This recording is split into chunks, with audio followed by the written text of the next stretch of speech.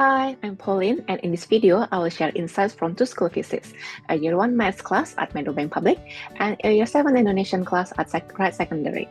I'll briefly introduce each school, highlight the teaching strategies I observed, link them to learning theories and literature, reflect on what I might adopt or adapt for my own future teaching as a future secondary maths teacher, and I will conclude with some final thoughts.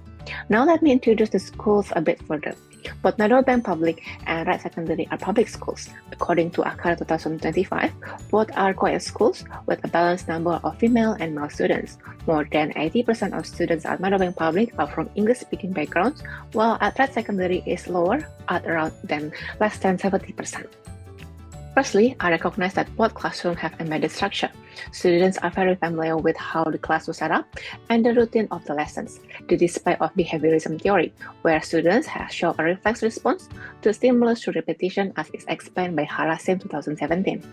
For instance, before the review time, Year 1 students were aware of the drill. They collected their whiteboards and markers from the storage. When the teacher began the review, the students wrote their answers on their whiteboards and then held the boards against their forehead to display the answers to the teachers, after which they waited for further instruction. Year 7 has quite a different review practice. Instead, the teacher asks individual students to use the word they have learned previously. Moreover, the review activity is also an example of cognitivism as it relates to the mind of processing, of storing, retrieving, transforming, and using information confirmed by Harasim 2017. Throughout the lesson, both teachers demonstrated direct instruction.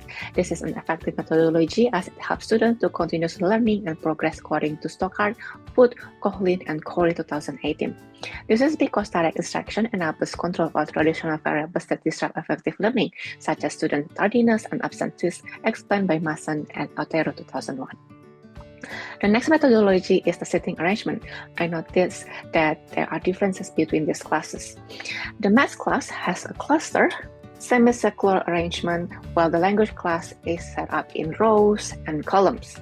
In fact, according to Hagini and Jusan 2012, seating arrangements have been found to influence student behavior in classrooms as well as teachers' performance in delivering materials.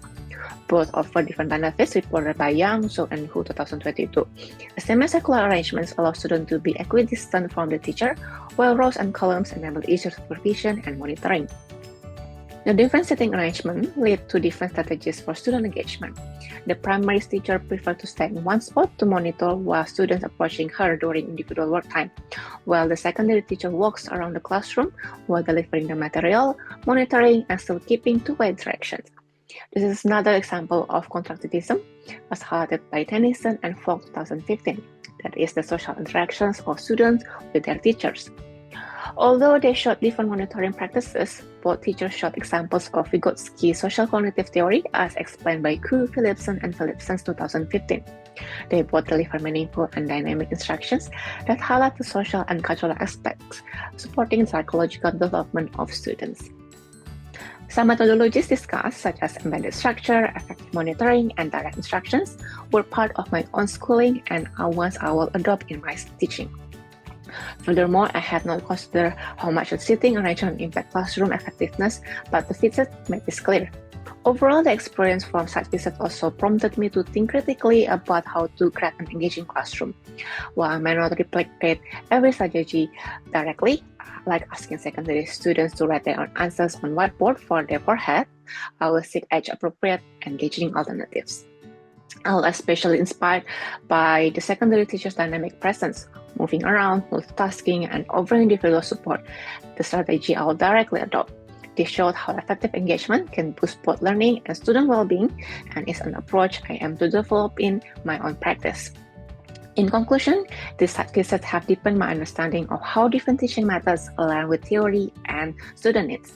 I found that techniques like direct instruction, active monitoring, and two-way communication are the methodologies that are valuable and adaptable to my own future teaching. More importantly, I've learned that effective teaching adapts to both subjects and student development. This principle will help me to shape my own teaching career for an engaging, supportive, and effective classroom environment. That's the end of my insight. Thank you for watching.